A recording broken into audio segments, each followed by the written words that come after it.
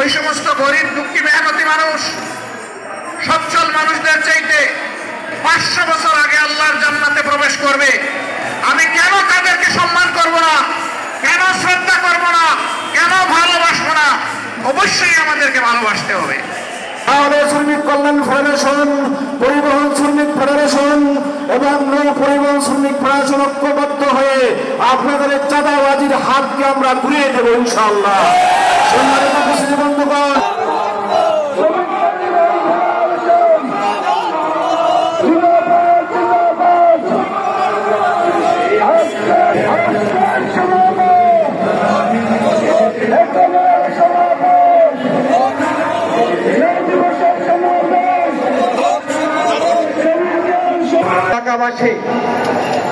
বাংলাদেশ শ্রমিক কল্যাণ ফেডারেশন আজকে আমরা ঐতিহাসিক পল্টন মোড়ে যেই সমাবেশটি আয়োজন করেছি, কথা ছিল একটি শ্রমিকের সংগঠন হিসাবে প্রতি বছর আমরা শ্রমিকের জন্য মে দিবসে রাজপথে সরব হয়ে আমরা ভূমিকা পালন করব।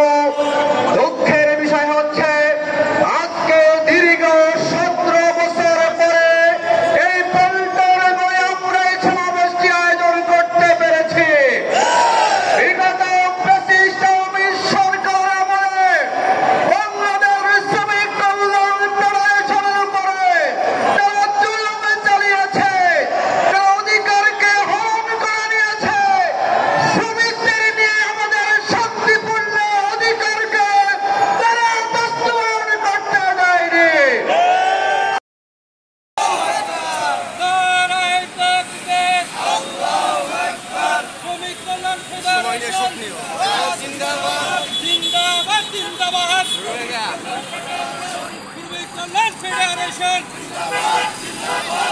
আজকের সমাবেশ, পরিবহনের সমাবেশ, মে দিবসের সমাবেশ, শ্রমিক বন্ধুগণ, সভ্যতার ক্রম বিকাশের প্রতিটি ছোঁয়ায় শ্রমিকদের অবদান, কিন্তু শ্রমিকেরা যুগে যুগে নির্যাতিত, নিষ্পেষিত, অবহেলিত। আজকে আমাদের বাংলাদেশ স্বাধীন হয়েছে 54 বছর। বিভিন্ন শ্রমিক নেতৃত্বদেরকে ব্যবহার করে, শ্রমিকদেরকে ক্ষমতার সিঁড়ি হিসেবে ব্যবহার করে এই দেশে এমপি হয়েছে, মন্ত্রী হয়েছে, প্রধানমন্ত্রী হয়েছে, দেশে বিদেশে গাড়ি বাড়ির মালিক হয়েছে, কিন্তু সত্যিকার অর্থে শ্রমিকদের ভাগ্য পরিবর্তনের জন্য তারা কোনো কাজ করে নাই।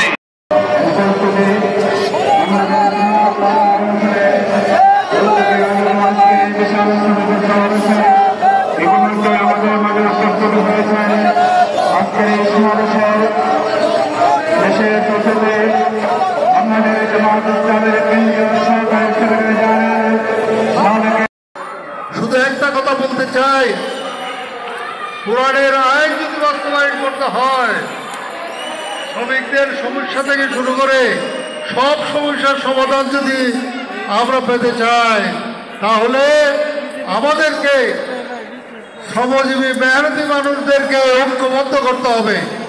বাংলাদেশের অধিকাংশ মানুষ শ্রমজীবী মেহনতি মানুষ, তাদেরকে যদি আমরা ঐক্যবদ্ধ করতে পারি, তাহলে আল্লাহর আইন আমরা বাস্তবায়ন করতে পারবো। আল্লাহর আইন যদি বাস্তবায়ন হয়, তাহলে আর কোনো সমস্যা থাকে না।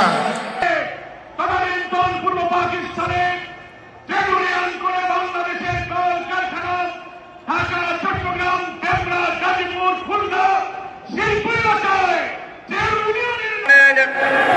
পহেলা মে আমেরিকার শিকাগো শহরে 1886 সালে সত্তরে যে শ্রমিক সমাবেশ অনুষ্ঠিত হয়েছিল, শ্রমিকদের দাবি আদায়ের জন্য, শ্রমিকদের অধিকার আদায়ের জন্য,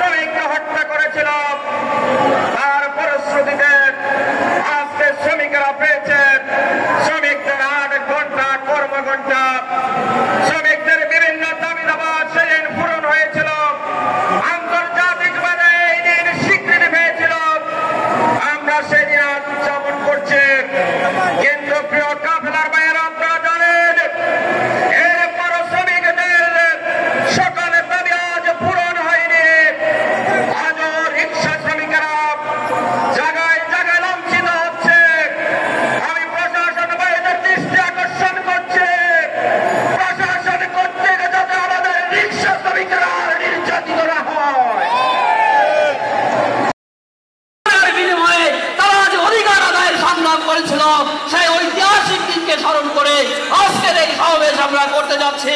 কিন্তু দুঃখের বিষয়, 140 বছর পর হলেও শ্রমিকদের সেই অধিকার এখনো প্রতিষ্ঠা লাভ করে না। আমরা যদি স্বাধীনতার সুফল অর্জন করতে চাই, এই দেশটাকে উন্নতশীল দেশে পরিণত করতে চাই, তাহলে উন্নতশীল দেশে পরিণত করার জন্য যাদের মাথার ঘাম পায়ে পড়ে, যারা তাদের নিপুণতা দিয়ে দেশকে সমৃদ্ধ করার জন্য ভূমিকা পালন করে, সেই মানুষগুলোকে অবহেলায় রেখে দেশ কখনো উন্নতির শিখরে যেতে পারে না। দেশকে যদি উন্নতির শিখরে পৌঁছাতে হয়, শ্রমিকদের অধিকার রক্ষার জন্য ইসলামী শ্রমনীতি বাস্তবায়নের বিকল্প নেই। এই আন্তর্জাতিক শ্রমিক দিবস একটা দিন, বাকি 364 দিনে শ্রমিকদের অধিকার, তাদের সম্মান, তাদের মর্যাদা দেখা হয় না। যদি এটা হতো তাহলে সত্যি বাংলাদেশ একটা আদর্শ রাষ্ট্রে পরিণত হতে পারত ইনশাআল্লাহ। আপনারা কি চান বাংলাদেশে শ্রমিকদের মর্যাদা প্রতিষ্ঠিত হতে চান? আপনারা চান বাংলাদেশে শ্রমিকদের অধিকার প্রতিষ্ঠিত হোক? এটা আপনারা চান? এটা তো নিয়েই আপনারা আন্দোলন করছেন, সংগ্রাম করছেন, অতএব এটা তো আপনারা চাইবেন। কিন্তু আমাদের শাসক শ্রেণী, মালিক শ্রেণী, তারা কি শ্রমিকের অধিকার এবং সম্মান প্রতিষ্ঠিত হওয়ার বিষয়টা তারা কি বাস্তবায়িত করেছে? করে নাই, এখনো করে নাই। 365 দিনের মধ্যে শুধুমাত্র একটা দিনে শ্রমিকদের জন্য সম্মান, মর্যাদা আর অধিকারের কথা বলে শ্রমিকদের সাথে বিশ্বাসঘাতকতা করা হয়েছে।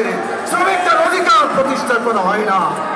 আজকে আমি পরিষ্কার বলতে চাই, বছরের 365 দিনে খেটে খাওয়া শ্রমিকদের তাদের অধিকার এবং সম্মান প্রতিষ্ঠা করতে হবে। শ্রমিক জনতার রক্তের উপর দিয়ে নতুন বাংলাদেশের স্বপ্ন সারথী, জনতার আশা আকাঙ্ক্ষার প্রতীক, বাংলাদেশ জামাত ইসলামীর সংগ্রামে আমির ডাক্তার শফিকুর রহমান মঞ্চ উপস্থিত, বাংলাদেশ জামাত ইসলামীর কেন্দ্রীয় নায়েবে আমির, সাবেক শ্রমিক কল্যাণ ফেডারেশনের কেন্দ্রীয় সভাপতি, জননেতা অধ্যাপক মুজিবুর রহমান, সাবেক এমপি, মঞ্চ উপস্থিত, বাংলাদেশ জামাত ইসলামী